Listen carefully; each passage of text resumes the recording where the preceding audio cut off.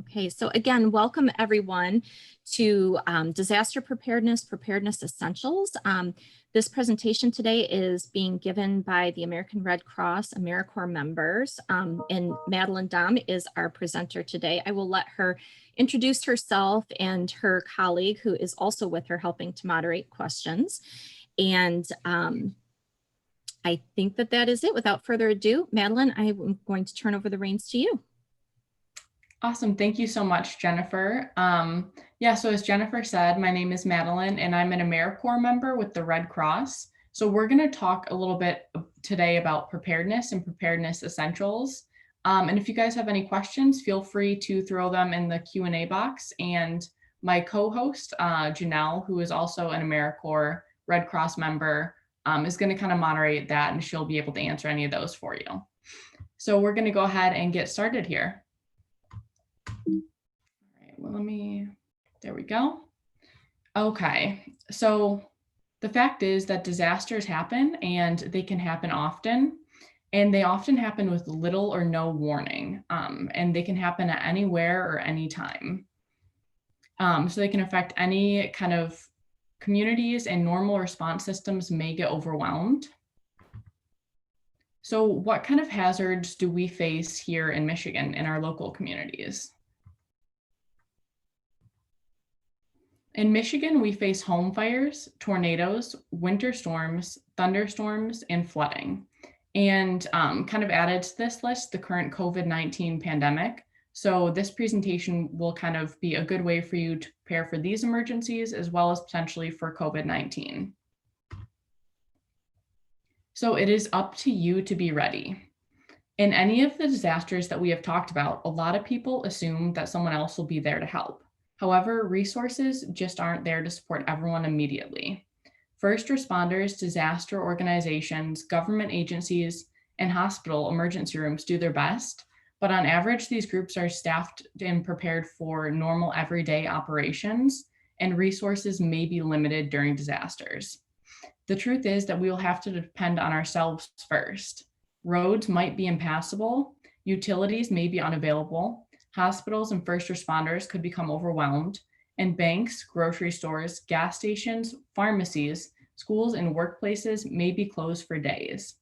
You may also need to help others, such as members of your household, neighbors, or those who do not have access or functional needs. So don't count on receiving help right away.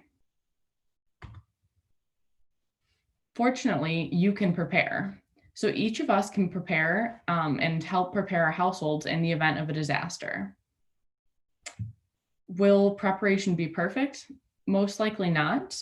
Will preparation make things quick, easy, or painless? Not always, but planning and preparation will help to keep you safe and recover quickly. When we are prepared, we can take proactive actions to be safe, react in the right ways, adapt to tough challenges, and recover quickly from difficulties. So what does it take to be prepared? To be Red Cross ready, we need to do 3 things. So the first is we need to get a kit.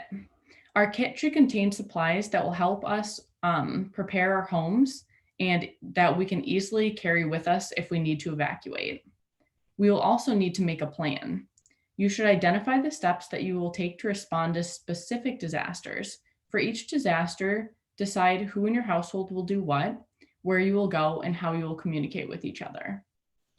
And the final thing we need to do is be informed. So it is important that we stay informed. Learn now about how you will get the information if a disaster occurs and what resources are available in your community.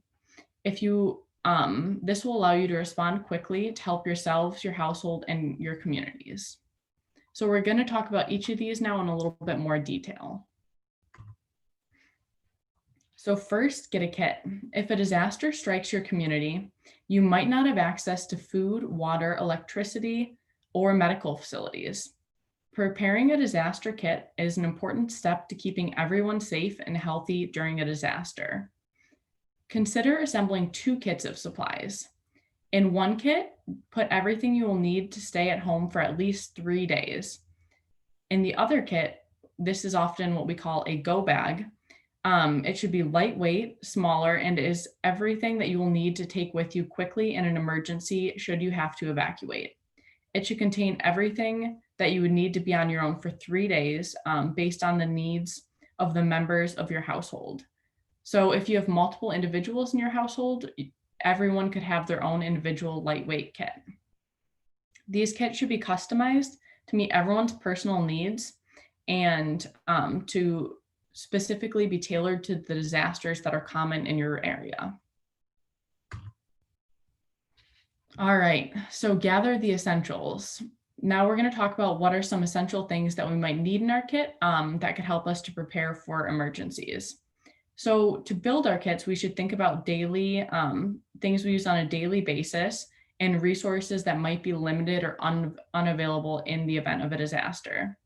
So we're going to want to start with our basics of food and water and other life-sustaining items that members of our household might need to maintain health and safety.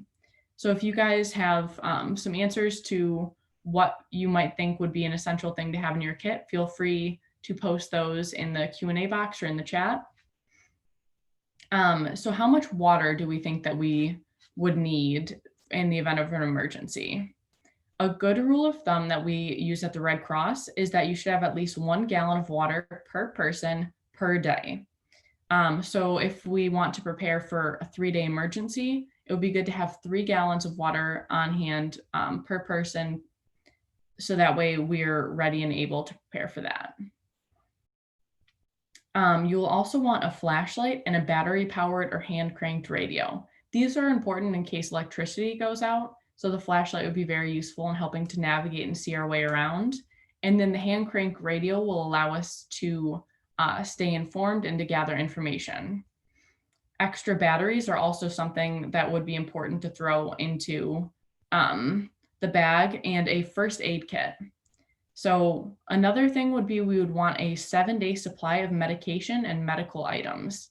So keeping an extra copy of prescriptions, dosages, and treatment information. So talk to your doctors or pharmacists about other actions that you can take, and they may be able to help you to prepare for this. Some other items we may want to include could be a multi-purpose toolkit, sanitation and personal hygiene items, copies of personal documents such as medication lists, important medical information, proof of insurance, deeds and leases to our homes, passports, birth certificates, and insurance policies, current digital photos of loved ones, a cell phone and a charger, household member and emergency contact information. So creating a contact card with the members of your household and their phone numbers and addresses, some extra cash, and at least 1 emergency blanket. It could also be a good idea to have a map of your area, as we might not have access to cell phones and GPS. Don't feel overwhelmed by this list. Preparedness is a process that takes a little time. So consider building this kit one step at a time. So we don't have to have everything all at once, but we can slowly start to add more and more supplies. And don't forget to make a kit for your pet or service animal if you have one. So this could include food, water, identification tags, and other necessary supplies. All right. So we can also customize our kits. So we can customize kits based on health or medical needs, pet or service animal needs, and the specific disaster. So in the COVID-19 environment, some things that might be good to include in your kit could be some PPE equipment, so masks and gloves. Also, of course, having additional documentation, medications, and pet food. Those are all really great things to include in your kits. And Janelle, do we have any questions in the chat at this time? We do have one that is from Jennifer, I believe, asking about what percentage of the population do you estimate have a kit and plan for emergencies? For that question, I would say about 41% of Americans say that they're not prepared for a disaster. So that's why it's very important that we do hold these webinars, and we do try to entice people to, get a kit and make a plan and be informed. It's just very important, and a lot of people don't think that, disasters do happen to them. And that's why we just like to go ahead and tell people that disasters can happen at any time, on any given day. Great, thank you very much, Janelle. And now we're gonna move forward with the presentation. So, since we do not know when a disaster will occur, consider preparing supplies for work and for your vehicles. So it's good to have go bags wherever, like whatever locations we most frequently frequent. And so having a bag in your vehicle with some food and water, some first aid supplies, jumper cables, that could be a really great idea. As well as if you are going into work or going to a secondary location, maybe having a go bag prepared for that as well. All right, so we're going to talk about the second thing now, which is to make a plan. So your plan should identify key details.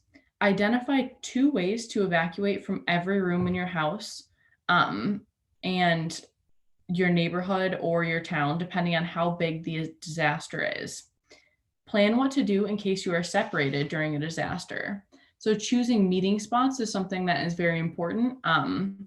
And you might want one right outside of your home or your residence in case of a sudden emergency, such as a fire, or you may want to find a evacuation route outside of your community in the event of a larger disaster. So identifying friends or family members who you could potentially stay with in case that you needed to evacuate.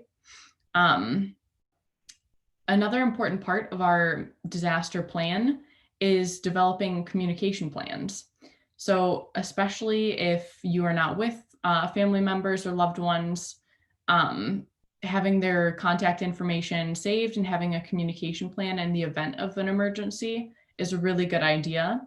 So this could be as simple as having a contact card with the names of your loved ones, their addresses, their phone numbers, and trying to keep that with you. So carrying that with you in a purse or a wallet or just somewhere on your person, just in the event that there is a kind of rapid emergency, you have that with you. And if you don't have access to your own personal phone with their number saved, this way you can borrow someone else's phone and communicate with them and establish like where you're going to meet and your exit strategy. So it's important to determine now ahead of time what important records you will need and where they should be stored. So this could be a safe deposit box or a fireproof box. But remember that it's a really good idea to have extra copies of these important documents in your kit, just in case you have to evacuate quickly or the documents are destroyed or damaged. So once you have your plan developed, it's important to practice. So review plans with everyone in your household and make sure that you have your personal support network set up in place so that you can respond quickly in the event of an emergency. Okay. So including the right details. So like we talked about, since communication is such an important part of the plan, you should talk about it a little bit more. So completing that contact card, and having it with you at all times, and having the names of, you can also include important resources, such as maybe your local fire department or your local police department. And then sheltering in place, what you would do in that emergency. And again, talking about how we would evacuate and where we would meet. And remember, we want to have 2 different evacuation routes from every room. And that is, of course, in case one of our evacuation routes is compromised and we need to take an alternative route. So this is a resource that we have available at the Red Cross, and you can find it online at this website. And it's a carrying card, so you could print this and fill it out. And it just has emergency contact information, an out of area contact person and phone number, the meeting place outside of your neighborhood. So this could be perhaps a local establishment or a friend or family member's residence. And this is something that is good to carry with you and keep on your person. All right, so we're going to go into the third thing that we can do, which is be informed. So it's important to stay informed in an emergency.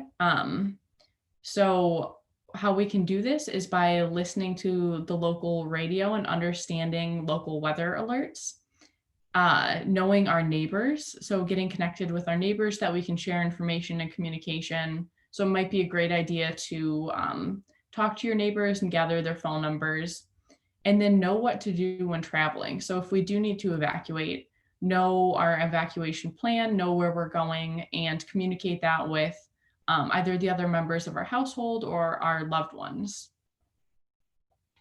So as we talked about, we want to have that hand cranked radio in our emergency supply kit, because that's a really great way to stay informed during a local emergency, especially if the power or electricity is out. And so you may not be able to turn on the TV and watch the news that way. So radio is a really good way to be able to stay informed. So emotional health after a disaster. Disasters can be incredibly stressful, and they can take an emotional toll. So it's important that we know the signs of stress and take steps to minimize or manage stress and its lasting impacts. So it's important that we get help when we need it. And we may be able to deal with stress by doing some of the following things: being sure that you and your loved ones remain safe and healthy, eating healthy foods and drinking plenty of water, getting rest. So just taking care of ourselves and taking care of our bodies is very important. Staying connected to family and friends, being patient with yourself and those around you, setting priorities and breaking tasks down into small things, gathering information about help and resources, and staying positive and helping others. So these are all things we can do to kind of maintain our emotional health after a disaster, or to help a loved one cope with a disaster and help them maintain their emotional health and well-being. All right, before we move on, do we have any additional questions in the chat? We do not. Okay, perfect. All right, and so again, this kind of goes over helping children cope. So we can use many of the same practices that we talked about on the last slide to help a child cope with a disaster. But it's also important to note that for ourselves or for others, if we are struggling or we see someone else struggling to cope with a disaster, to reach out to emergency resources or a counselor and seek intervention in that way. All right, so here are some tools that can help us to prepare for a disaster. So as we said, the emergency contact card to carry with us. And we do have that template and offer it online, but you can also just create it on your own, just kind of take out a pen and a piece of paper and write down all the information. Red Cross has a Safe and Well website that has access to various different resources to help you prepare. And we also have available some apps on the App Store that can help to keep you safe and informed in emergencies. Okay.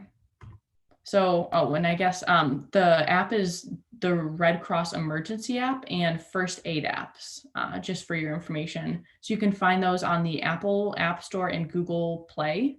And then you can download those and keep them on your phone in the event of an emergency. But remember not to count on technology alone, as phones break and they lose their charge and the lines may become overwhelmed. So be sure that you think about how you will communicate if these things do become unavailable, and what other resources you might be able to have on you besides electronic resources. Okay, so now we know what disasters are most likely to happen in our area, and we can further prepare by practicing our disaster plan and how to use it, and creating our preparedness kit. And another good thing to note is that we could seek to have one member of our household trained in CPR or first aid. All right, so now that we've talked a little bit about general emergency preparedness, we're going to talk about home fires. And the reason we're going to talk about home fires today is because they are the most frequent emergency in the United States. The Red Cross responds to home fires every 8 minutes. And we don't, of course, even respond to all home fires. We're only called in certain instances.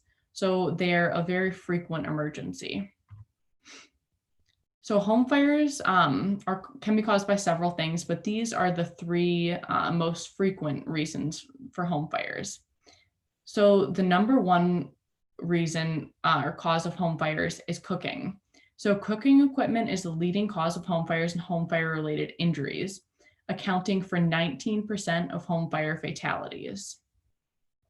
The second one is the malfunctioning or improper use of heating or electrical and lighting equipment, which accounts for 35% of home fire fatalities. And 5% of home fires are caused by smoking, but they account for 22% of home fire related deaths. So we're going to talk about some of the ways that we can prevent home fires and some basic safety tips in the event of a home fire. So reducing our risk for home fires. If you recall, 25% of home fires are the result of malfunctioning or improperly used heating, electrical, or lighting equipment. So you can reduce the risk by remembering these safety tips. Make sure that when you have heating equipment, you keep everything 3 feet away. Oh, sorry, I kind of skipped ahead to this slide. So make sure you keep everything 3 feet away. You plug your appliance directly into a wall and avoid overloading outlets, and make sure that electrical cords are used safely. So make sure these electrical cords aren't damaged, running under carpets, attached by nails, or in high traffic areas. And yeah, as we said, avoid overloading extensions. Don't plug multiple power strips into an extension cord with several things attached to the same outlet. Okay, so we're going to talk about smoking. So never smoke in bed or when drowsy. Failing to properly extinguish smoking materials, so i.e. cigarettes, pipes, and cigars, is the leading cause of residential fire deaths in the United States. So if you or anyone in your home smokes, it's important to remember to smoke outside if possible. Never, of course, smoking in bed or near anyone using an oxygen tank. Use deep, sturdy ashtrays and always properly put out butts. A good dose of water before disposing them is best. So keep matches and lighters out of children's reach, preferably in a locked cabinet or container where they are always out of sight.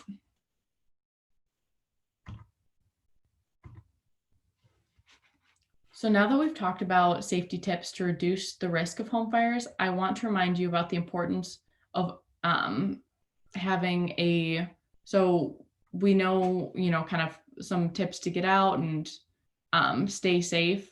And so if in the event of a home fire, we want to have an escape route. If there's smoke, get out and meet at our designating meeting spot, which we talked about in our evacuation route, and then call 911 once outside and safe. An important thing to remember in home fires is that we want to get out in under 2 minutes. That is because home fires can burn incredibly quickly. And so by getting out in under 2 minutes, we're doing our best to ensure the safety of ourselves and others. All right.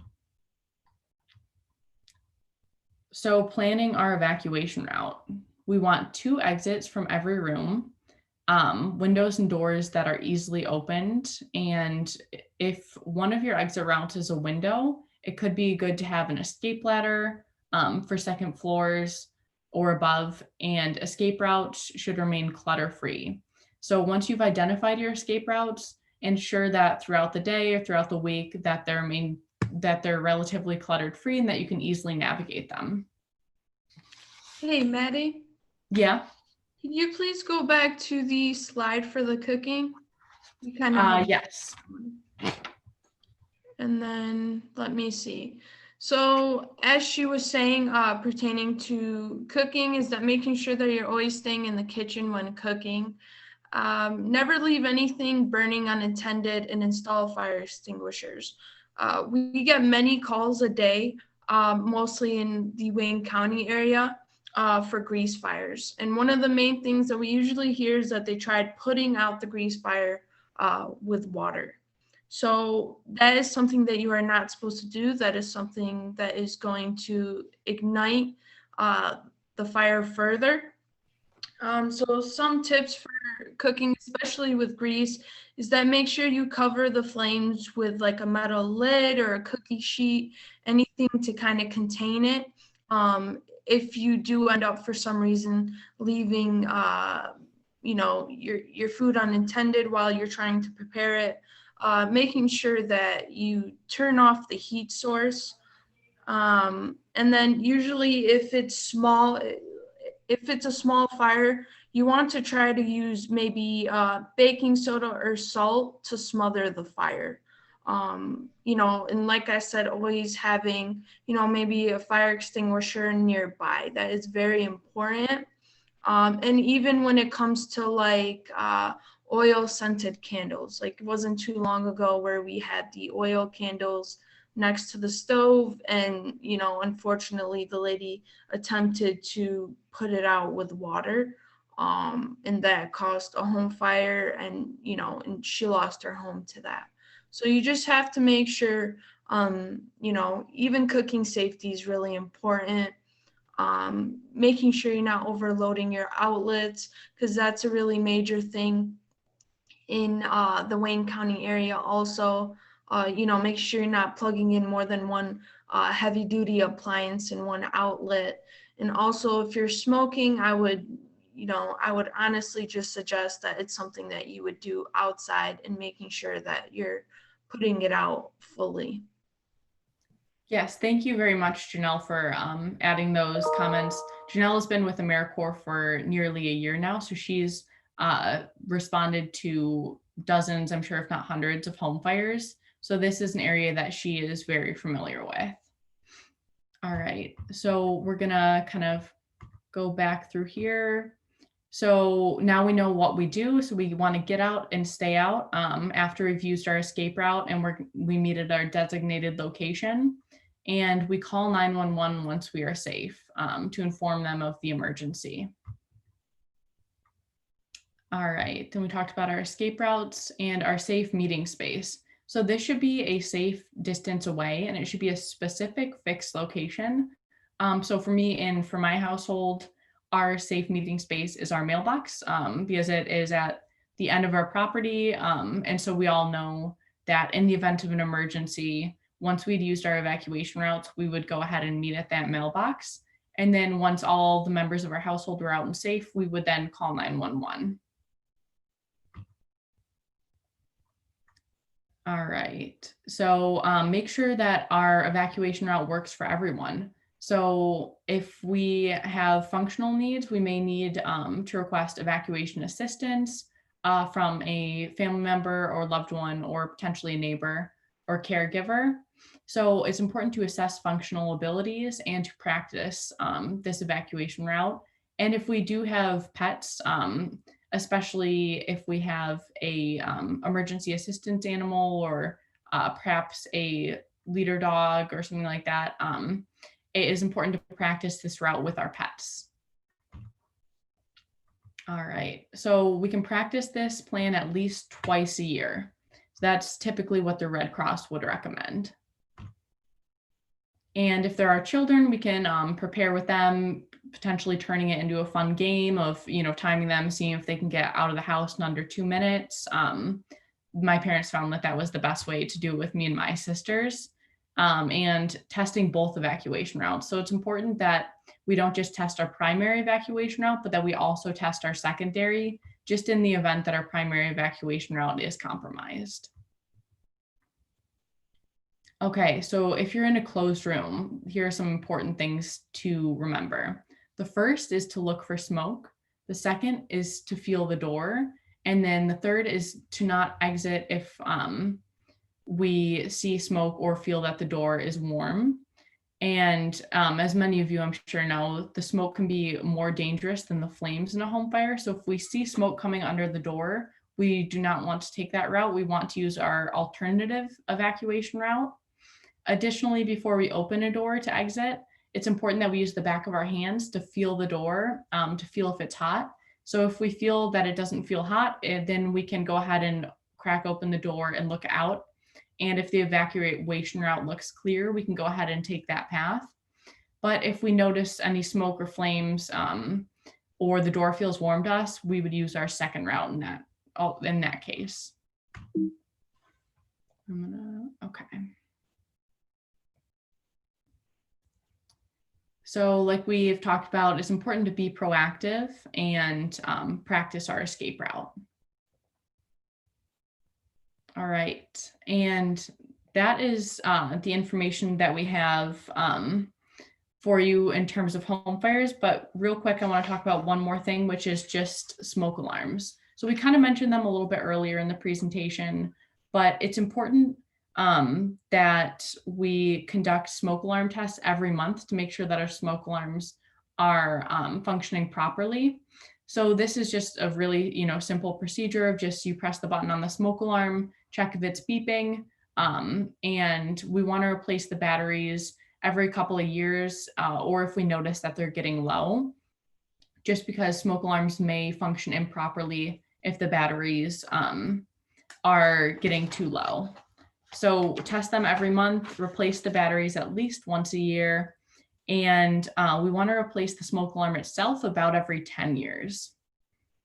All right, so now that we've kind of covered all that information, does anyone have any additional questions or comments about anything that we covered here today?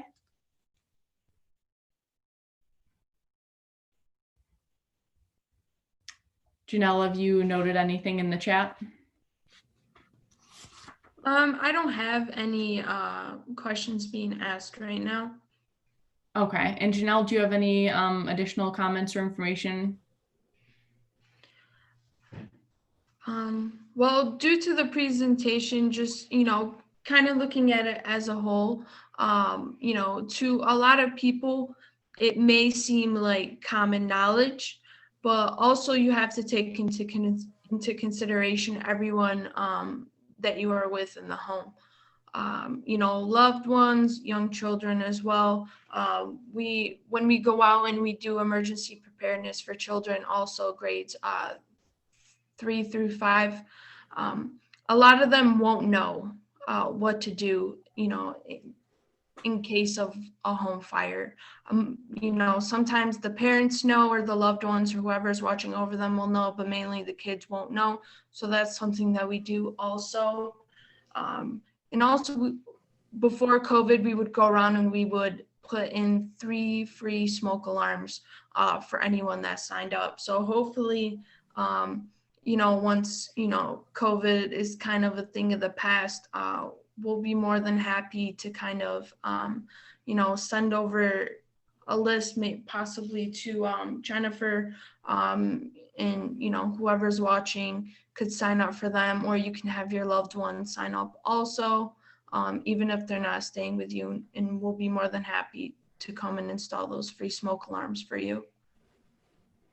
Great, thank you.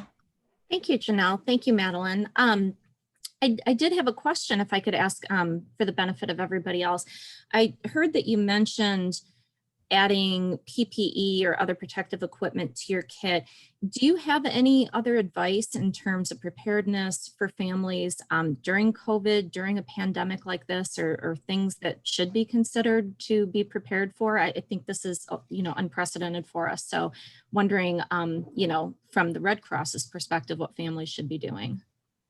Yeah, certainly. So at the Red Cross, this is something that we have dealt with due to, our participation in sheltering and feeding operations and stuff like that. So of course, what we encourage is to maintain 6-foot distance wherever possible, to always have a mask with you, as well as gloves, latex gloves. Those are great resources. And in the event that you do have to evacuate, it might be a good option to talk with members of your household about safe evacuation plans, as opposed to, maybe your plan had been to stay with a large family, maybe finding a residence or a friend or family member who has been quarantining for on their own and who you've trust has properly been socially distancing. That could be a good route. Or hotels are also another good option that we recommend, as they're a form of non-congregate shelter. So if you do have to evacuate, perhaps trying to find a hotel or a motel to stay at, as opposed to a large congregate shelter, where you're surrounded by many individuals. But yeah, just if at all possible in the event of an emergency, trying to maintain those levels of social distancing. And fortunately, the Red Cross is working on working with community partners to determine safer ways to prepare for emergencies on a community-wide system. So we have been speaking with restaurants and hotels and kind of working with them to establish new COVID updated emergency procedures. Okay, thank you so much. It looks like there are no more questions. Did you, Madeline, Janelle, did you have any other information that you wanted to share before we wrap up today? No, I think that for the most part, just try and stay as informed as possible. Again, we talked about the local emergencies that we do experience in Michigan. So thinking about things like, in the event of a winter storm, how would I want to best prepare for that? And, in the event of a tornado or a home fire, just knowing those important things. And also kind of, keeping COVID in mind and factoring that into our preparedness goals. And one thing that's important to note, just as a final remark, is in regards to home fires, since it is so important that we leave quickly from the homes, it may not be possible to bring our emergency kits with us, and that's completely fine. If you can't grab your emergency kit, that don't worry about it. The most important thing is, of course, to get yourself out of that situation. Okay, that's an excellent point. Thank you for that.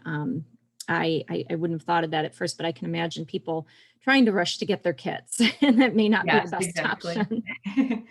Exactly. Yeah, we recommend keeping them in the bedroom just for easy access, but that's not always possible. And so, of course, the most important thing is that each individual is safe. Okay. All right. Thank you so much. Well, again, Madeline, Janelle, thank you so much for being here and sharing this very important information with us today.